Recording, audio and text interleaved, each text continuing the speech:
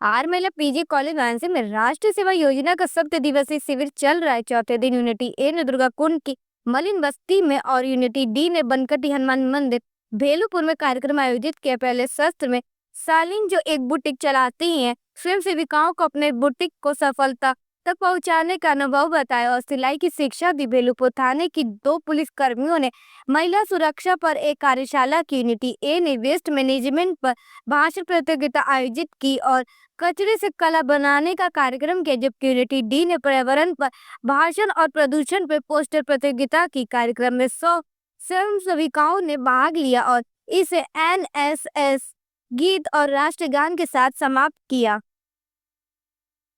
जी, परिचय दीजिए। मैं डॉक्टर ममता गुप्ता आर्य महिला पीजी कॉलेज के दर्शन शास्त्र विभाग के विभागाध्यक्ष हूँ और साथ में वहाँ पर राष्ट्रीय सेवा योजना का जो कार्यक्रम चल रहा है उसकी यूनिट डी की मैं जो है कार्यक्रम अधिकारी भी हूँ। आज क्या मतलब हो रहा है? ये हमारा 7 दिवसीय प्रोग्राम चल रहा है और यह आज शिविर का 5वां दिन है और हमारे जो कार्यक्रम का थीम है वो है पर्यावरण।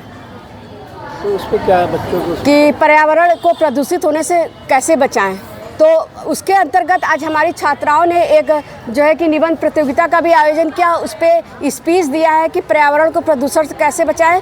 इसके बाद ये पर्यावरण को बचाना है, इस विषय पर एक नुक्कड़ नाटक की भी प्रस्तुति करेंगे कि हमें जो है कि पर्यावरण को प्रदूषित नहीं करना चाहिए। जितने पौधे लग नहीं रहे उससे ज़्यादा कटाई हो रही है, क्या कहना चाहेंगे? अब इसके लिए तो हम कुछ नहीं बोल पाएंगे क्योंकि हमारे चैनल के माध्यम से क्या संदेश देना चाहेंगे? हम आपके चैनल के माध्यम से यही सजेस्ट करना चाहेंगे जनता को कि वो लोग पौधा लगाएं और पेड़ जहाँ भी कटे उसका विरोध करें, चाहे कॉलोनी हो, चाहे गांव हो, चाहे अगल बगल हो, और अधिक से अधिक पौधा ऐसा पौधा लगाएं कि जिसका मतलब रूप विशाल हो, छोटा छोटा नहीं। मतलब कुछ पौधे ऐसे आते हैं कि जो बहुत जल्दी ग्रो करते हैं और हमारे वायुमंडल के लिए भी अच्छे होते हैं, वैसे पौधों को लगाना चाहिए।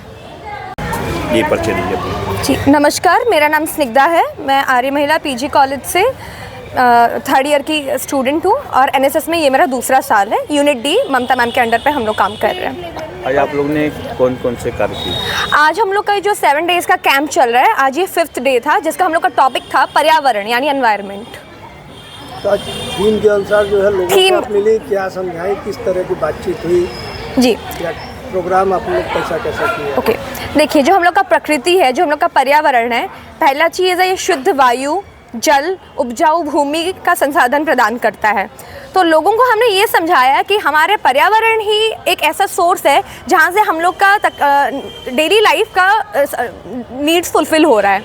और इसके चलते लोगों को हमने बताया कि कैसे उनके छोटे छोटे चीज़ें, जैसे कि कहीं पे कचरा फेंक देना, कहीं पे पेड़ की कटाई कर देना, कहीं पे पानी में दूषित चीज़ें छोड़ देना, इसके चलते चलते धीरे धीरे हम लोग का जितना भी नेचुरल रिसोर्सेस है वो डिप्लीट होता हुआ जा रहा है, कम होता हुआ जा रहा है। और इसी के चलते आने वाली पीढ़ियों को इसी का नुकसान सामना करना पड़ेगा।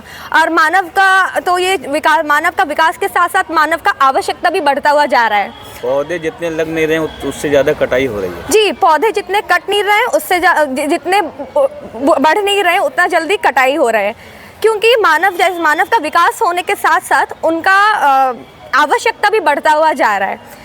तो इसके चलते हमारे प्रधानमंत्री जी ने 15 अगस्त 2024 में एक पेड़ माँ के नाम का अभियान शुरू किया था। फिर वन महोत्सव का भी हम लोग का चल रहा है। इसके चलते माँ के नाम में ही सही, हम लोग की माँ जो है वो हमारी इमोशन से बहुत जुड़ी हुई है। तो माँ के सम्मान के नाम पे 15 लाख पेड़ों को लगाने का ये अभियान शुरू हुआ है, जो कि एनएसएस, एनसीसी ये सबके थ्रू में ये कैंपेन इनिशिएट किया गया है। दर्शकों को क्या कहना चाहिए? मैं दर्शकों को ये कहना चाहूँगी कि हमें लगता है कि हम ये छोटा सा कदम लेंगे तो इससे कुछ हो नहीं पाएगा, लेकिन एक छोटा कदम एक बड़ा सा परिवर्तन ला पाएगा, जिसके चलते हमारी प्रकृति को हम बचा पाएंगे।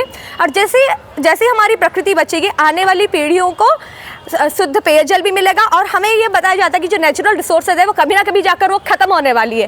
पानी जो आज हम देख रहे हैं, ऑक्सीजन है, वो कहीं ना कहीं जाके ये सबका अमाउंट कम होने वाला है। तो लोगों को हम अवेयर कर रहे हैं कि ज़्यादा से ज़्यादा पेड़ लगाएं, प्रदूषित ना करें, प्रदूषण ना फैलाएं।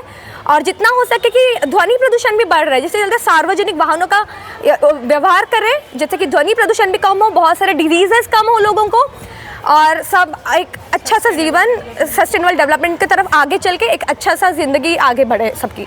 आपके कैंप द्वारा कितने पौधे लगाए गए अभी तक?